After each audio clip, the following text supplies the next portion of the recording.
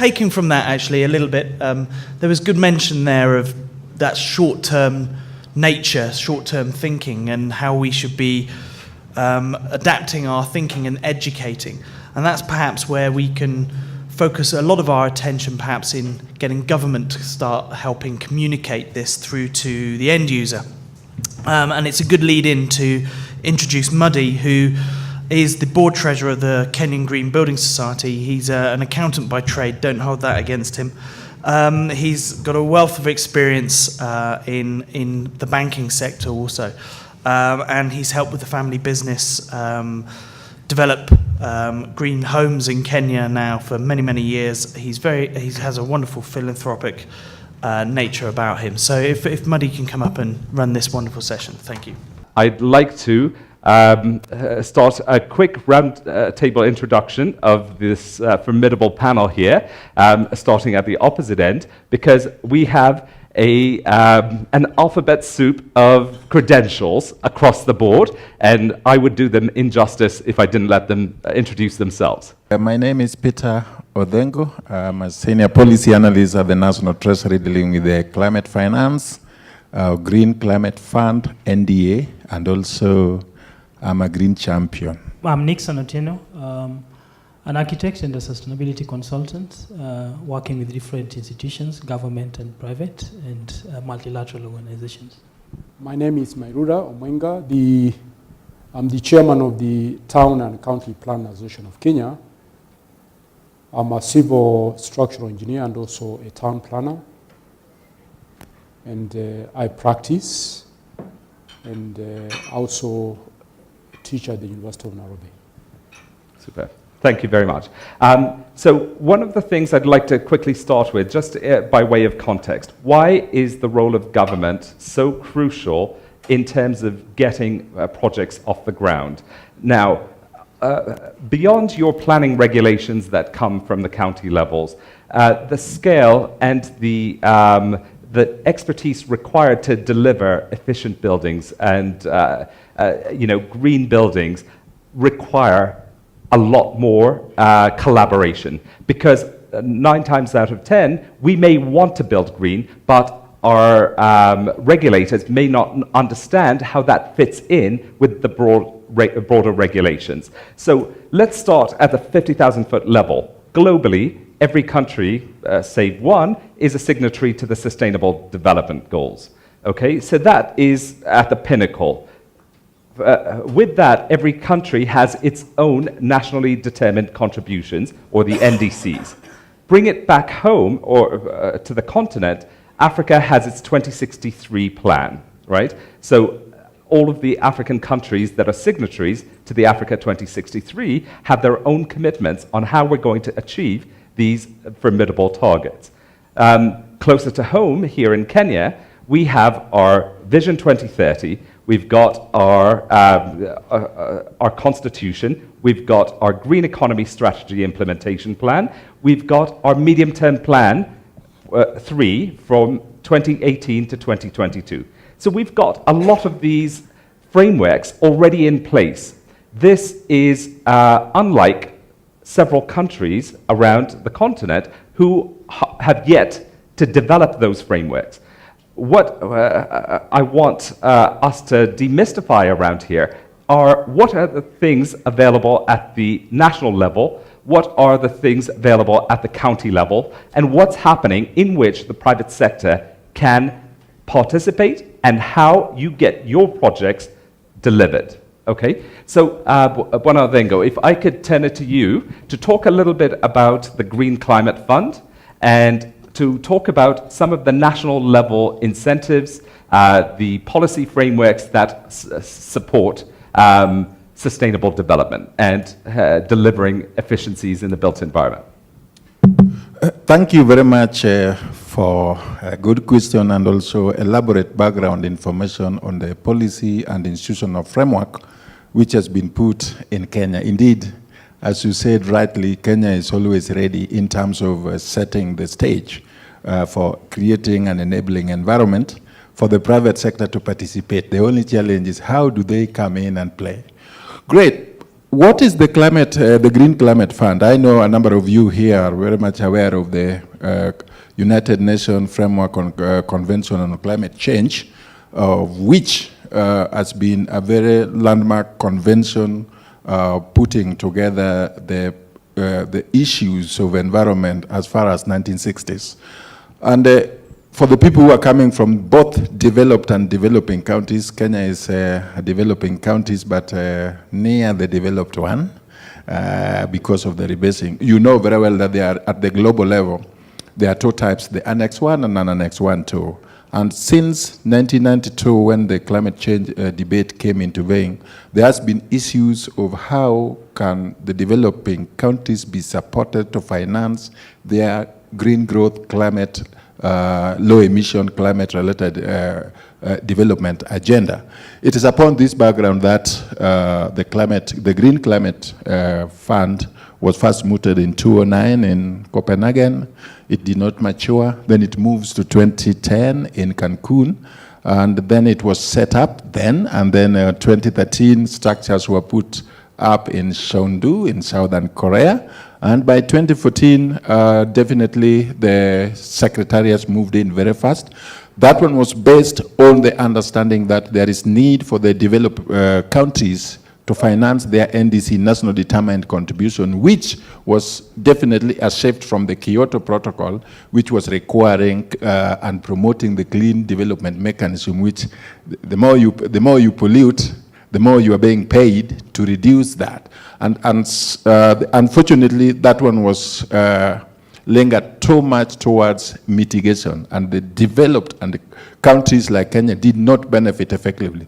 The Green Climate Fund, therefore, is a paradigm shift, which is based on innovation, low emission, and impact on climate change. It is a fund that has got a pledged capital, or is supposed to be accessing $100 billion per year up to 2020. Unfortunately, there are, at the moment, I think, at the moment, there is about $10.3 billion US dollars, which is supposed to be accessed by countries under several different arrangements where you must go through accredited entity. Accredited entities means that it is accredited by the Green Climate Fund, but at the country level, there must be the National Designated Authority, of which the National Treasury is the National Designated Authority here in Kenya. The role of the National Designated Authority is simply to give you a letter of no objection. Yes, we know you. You're a good guy. You have been working very well in the green building space, so we have no reservation to deny you access to that fund. But once we give you a letter of no objection, then there are also facilities to enable you engage, also develop full project proposal, the concept proposal, and also to because there is also a knowledge that maybe you are not ready enough. There is also resources under the Green Climate Fund, which we call the Readiness Fund. If it is difficult for you, the Readiness Fund can make you ready for that. And then if you have a proposal concepts that require a detailed feasibility study, there is also what is called Project Preparatory Facility that is up to about 1.5 million US dollars. The Readiness Fund is also of two categories. You can get the one, each country is entitled $1 million per year, and that's also accessed through the NDA. Then there is another specialized fund, which is $1.5 million, which is for special entities that also require to work on areas of which are unique and innovative. And finally, there is $3.3 million per country for implementation of the national adaptation plans. Good luck. Kenya is one of the first countries which had the accredited entity in 2015.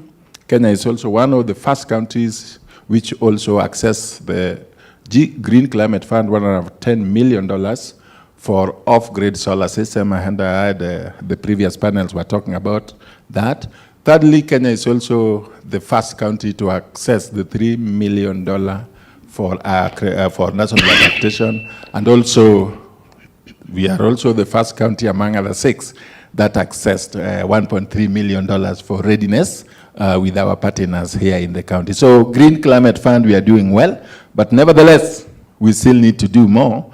And of course, there are also now a number of projects that are on pipeline, which is likely to be considered by the Green Climate Fund. One is with FAO, $250 million. Another one is with IUNC, with the Ministry of Livestock, which is $91 million. We also have several ones with NEMA of about $60 million. So we have to move big, but we are also ready to support that. And it's not just for public sector projects, it's across the board, right? There is a special window for the private sector. It's called the private sector facility. The private sector facility is a dedicated window for only the private sector. Public, government, NGO cannot access that. And that is why also I said, fine, we have laid the good foundation for enabling environment, but who picks them?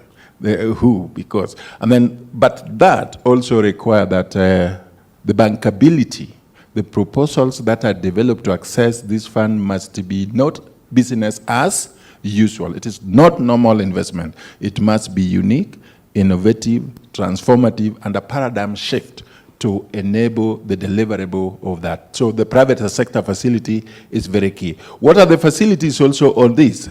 They are the following. You can get a grant, which is non-repayable. Also, the private sector can access grant, then they can access loans, then they can access equity, and then also guarantees through the bank. So it means it's a fund with everything in it, depending on your requirement. Now, most of the developers and investors and so on are quite accustomed to that, but I think one of the key elements that, and the paradigm shift we're talking about, is demonstrating the triple bottom line returns that ensue from having a green asset that is eligible for access to these funds, right? And the capacity building that's happening through the Readiness Fund is a fundamental preparedness, particularly for smaller, the SME sector, as well as the even the mid-sized sector that is trying to access these funds, but doesn't or may not necessarily have the technical expertise on demonstrating that bankability. The architecture and the real requirement is that it's not just waking up and starting developing a project proposal. It may not go far. The paradigm shift, the innovation, what is in, is based on the theory of change. For example, in this green building sector, there is a theory of change, shifting from the traditional building structures which you have. The moment that you get the theory and the philosophy of that shift and that one of design that can be catalyzed and reach more with the impact in terms of the quality and co-benefits, then definitely the safety is there. But the key challenge in coming up with the proposal or investment business which are bankable is how to integrate the theory of change within the bankability and the cost. For every dollar from the GCF, there must be a leverage. It has to be leveraged at least 2 times from other sources. The private sector is in a very good pedestal and the landscape of that leverage, the co-financing. Once that was in place, then the access to the grant, then the access to the readiness, then access to equity, then access to the loan itself is an easy go. I just want to highlight, I spent the morning with the Nairobi Securities Exchange, and Kenya had launched a Kenya Green Bond Program last March, right? There's been a lot of technical and a lot of kind of socialization of that Green Bond Program to help demystify how that fundraising tool can operate in the market. There's various avenues, such as the Pooled Bond Fund, which is an issue by a consortium of local banks. There is the Sovereign Bond, which would be issued by the Central Bank of Kenya, and there is the opportunity for corporates to become issuers, single-name issuers, in their own right. So one of the things I want to highlight is last year, together with the Kenya Property Developers Association and the Kenya Green Building Society, we took around a group of 14 developers to IFC, to the French Development Bank, to the Kenya Bankers Association to talk about the Green Bond program.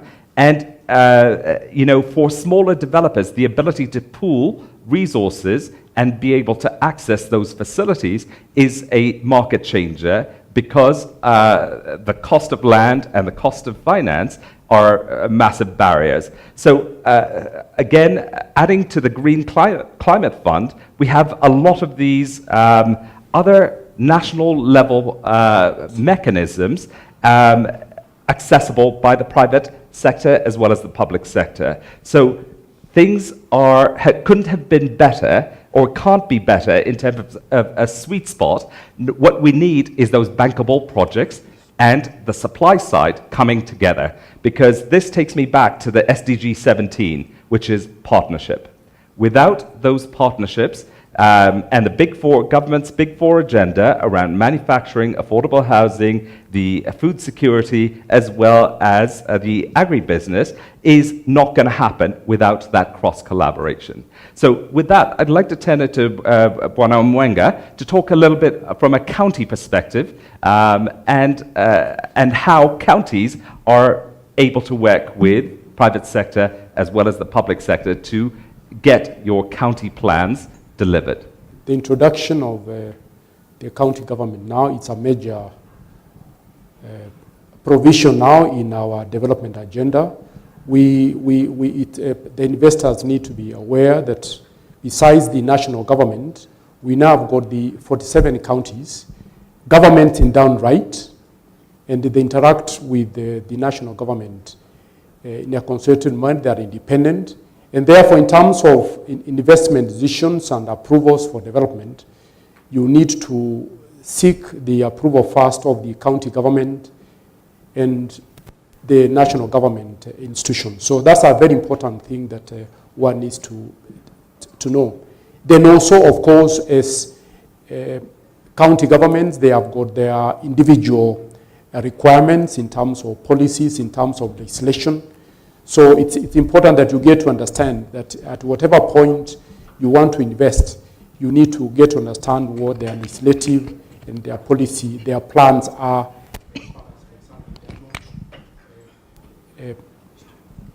They are not one. So that's a very important thing that needs to be done.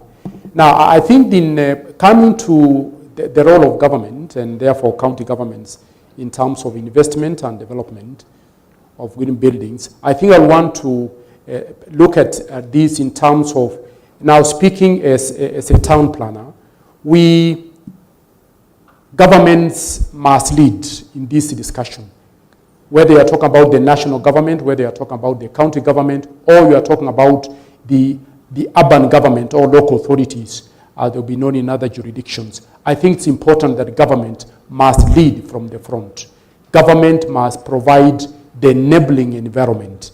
And as a planner then, the importance of making sure that at the county level, we have got the county integrated development plans, we have got the county spatial development plans, and then at the town level or at the urban level, we have got the urban integrated development plans. These are the first points that any investor will want to interrogate to see what these plans are saying. And it's important then to government to make sure that these very basic policy documents and plans are readily available, because without it then you find it will be very difficult. For example, if an investor gets to Thika, an investor gets to Nyeri, an investor gets to Eldoret, one of the first things he wants to look at is the plan. And if he wants to set up an industry or he wants to set up some housing development, what does the plan of this town indicate? Where can I put this type of housing development? Where can I put this industry? Where can I put this? So that's a very important thing that needs to be done. And therefore, it's one of the challenges we may have had is that a lot of the time, governments as political institutions never get to see plans as tangible instruments that are there to guarantee sustainability over a long period of time. And therefore, they don't put enough resource in terms of preparing these plans, budgeting purposely to prepare the plans for the counties and also for the towns. And they are quick to simply set aside resources for the development of nursery school, a bridge, and they will argue that that's what the common mwananchi will be able to see as tangible items. But I think as government, we must be able to have a long-term projection, because that's the only time we'll be able to sustain that kind of development. And I want to use an example of what could be happening in the city here. You could have put very nice mansionettes or bungalows in one of the upmarket places in Nairobi, Otieno, or towns. Because the planning system is not adequate, then suddenly you find your neighbors start putting up high-rise buildings within that same neighborhood. That can certainly present challenges in terms of sustainability of that part of what? Of the investment. So the government plays certainly a very important part in this particular regard. Then also the government in terms of the land matters, I think this, when you're talking as a Kenyan, this is extremely important. It's important that as a government, we have got very proper records on land and property, surveying proper done, so that a lot of time and investors get frustrated when they get to the lands office or the county office, because the land records are not proper. And the issue, so then where you find that there could be double titles, and that's very common. I think that is an area where, as government, must take a lead to make sure that our land records are clean and they are easily accessible, so that the development by the investor becomes more enabled in that particular regard. Thank you. One of the elements that might resonate with the developer community over here, as well as the service providers in that space, is when looking across multiple counties for some of the development plans, there is going to start to become a lot more competitiveness between counties that become more enabling in terms of the ability to set up shop in that respective county. The second element is the partnership and collaboration with the counties for assets that should be part of the county portfolio.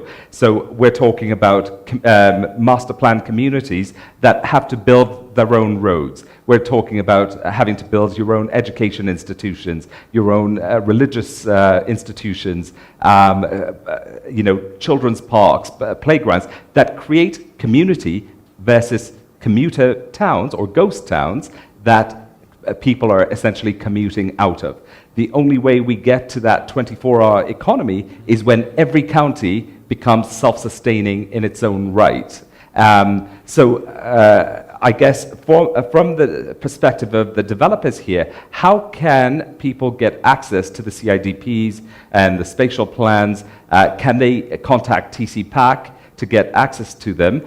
Obviously, the 2017, the plans up to 2017 are well publicized, and recognizing the 2018 to 2022 are at various stages of development. How can the developers in this room get access to those plans as they get published? As government, and I think want to commend the government for the last 5 years, I think a lot of efforts has been put in making sure that we go into the digital era. And I think there, as a government and as a country, we've still made a major breakthrough.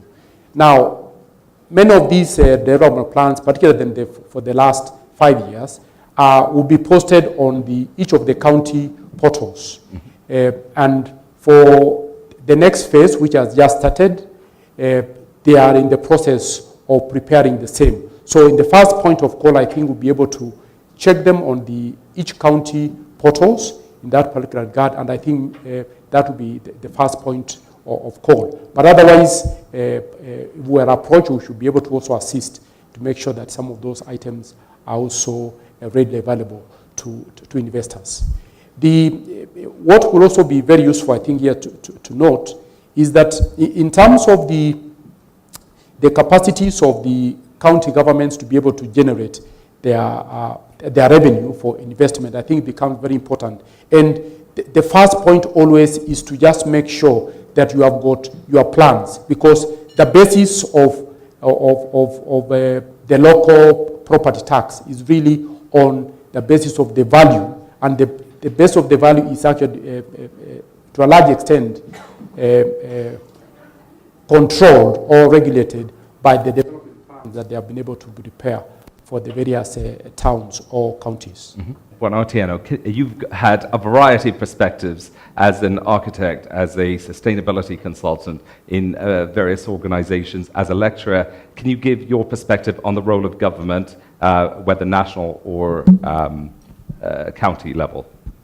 The role of the government is an enabling, investment-enabling environment creator, and that has to do a lot with the regulations that are in place and the opportunities that Peter's mentioned and what Planam Mairura has mentioned. And I think there are a lot of regulations that we already have in place as a country looking at the space of efficient buildings, but these are not necessarily coordinated that you look at it as an entire building as a product. But there are pieces of regulations in place that are particularly targeted at specific areas. So if you're looking at energy, most of you may be aware of the energy regulations that we have that are promoting, uptake of solar, renewable energy. You go to water. So there are those specific regulations. And of course, the beginning point would be, as an investor or somebody interested in getting into this space, you want to acquaint yourself with what are these pieces of legislations and regulations that are in place to enable you within invest.